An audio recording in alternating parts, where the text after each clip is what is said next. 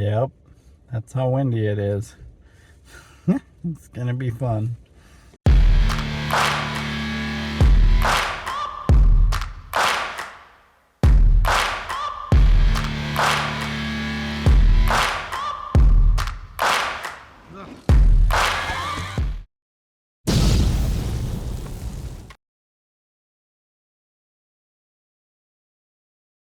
Hello, welcome to my channel. I am sitting in my truck because it is super windy outside, and I'm sure if I'm trying to do this video introduction outside, all you would hear is wind.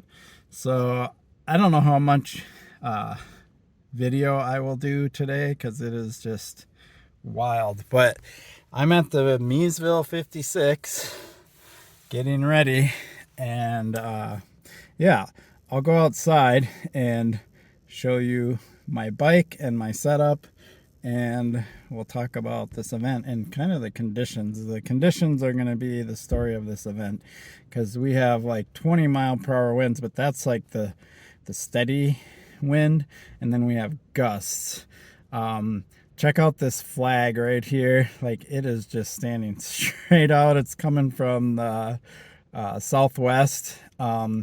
So the wind can be an advantage and it can be a disadvantage. It'll be an advantage in some parts of the course, obviously, because it'll be at our backs.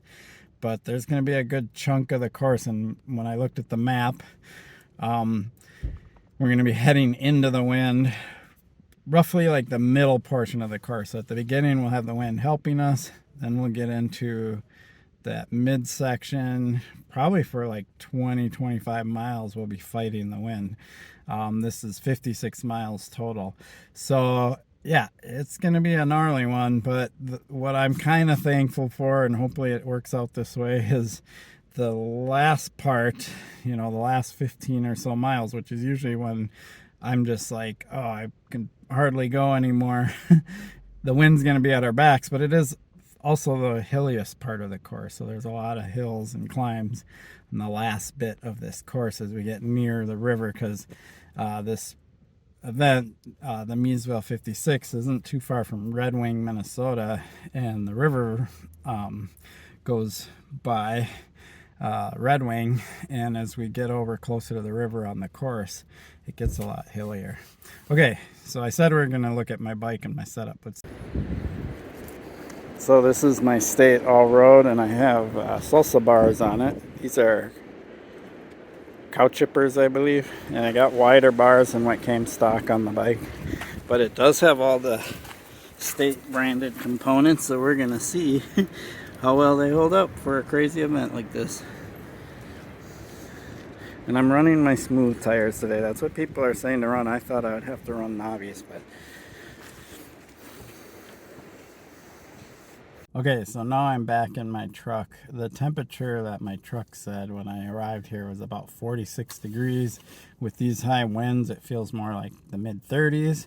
So I'm definitely going to have to layer up for this event.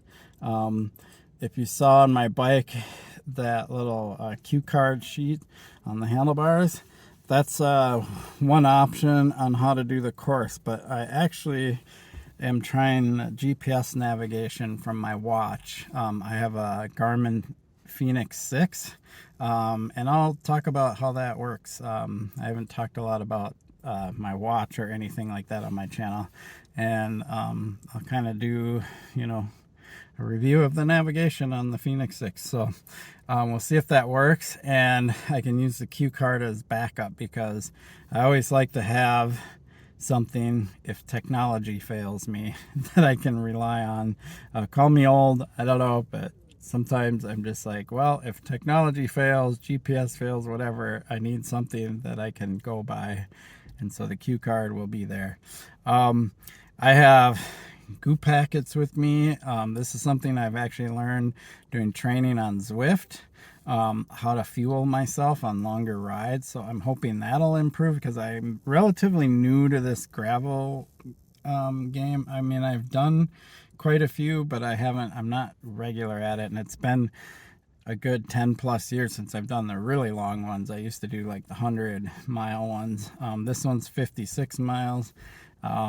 So it's It's still going to be challenging, but not as challenging as the 100-mile ones are.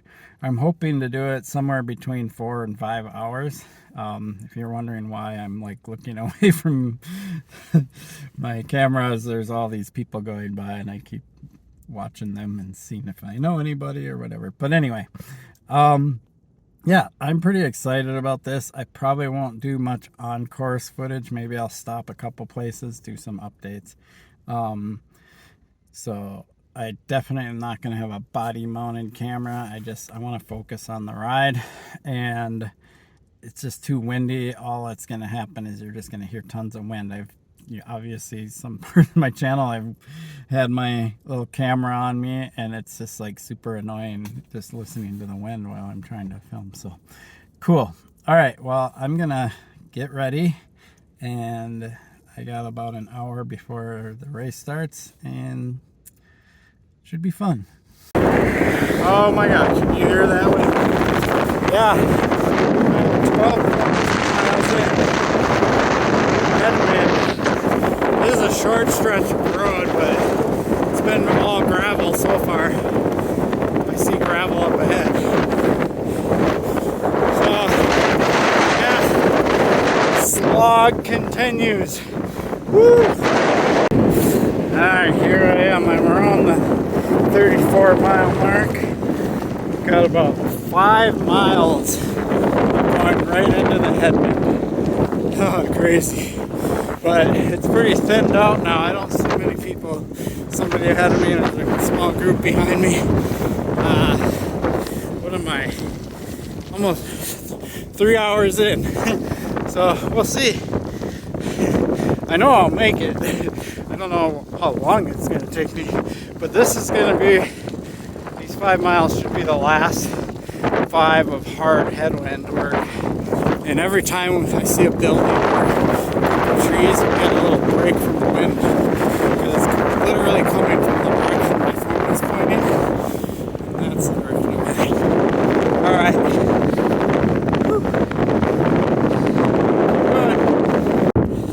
Okay, so I'm actually pretty close to 45 mile. This turn up here is 44.5. I'm riding with the wind, which is a freaking relief.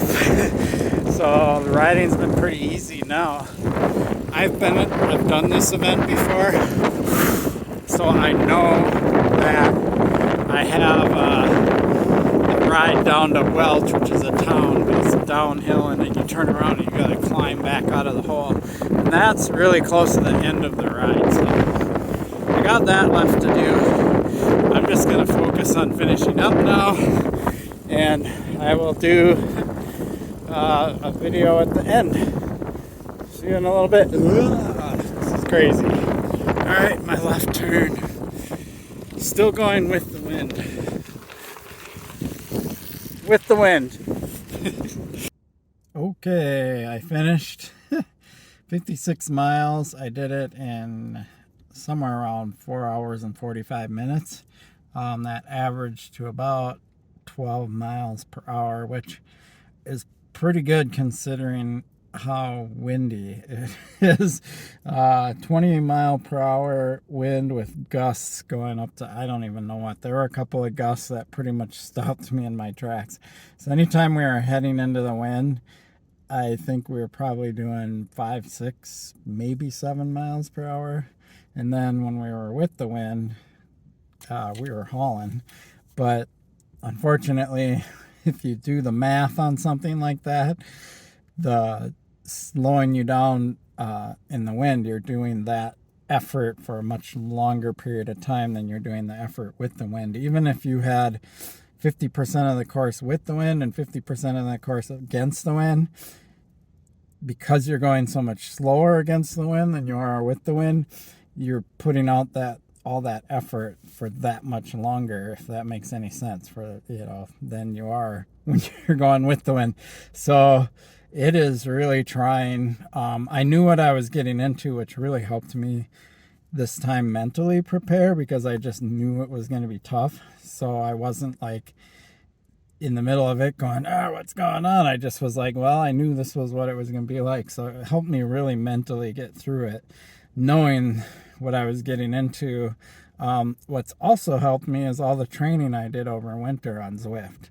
So I actually felt pretty strong and felt pretty good throughout the whole ride. I didn't feel like there was any point in the ride where I was going to bonk or just not be able to go anymore. And I've had that feeling before, but I was really glad that I just felt pretty strong throughout. And even the last little stretch, it was slower. It was hard because near the end there's a bit more climbing, but it was fine. I had the energy. I knew how to put food in me, like goo packets and things, or gel packs, whatever.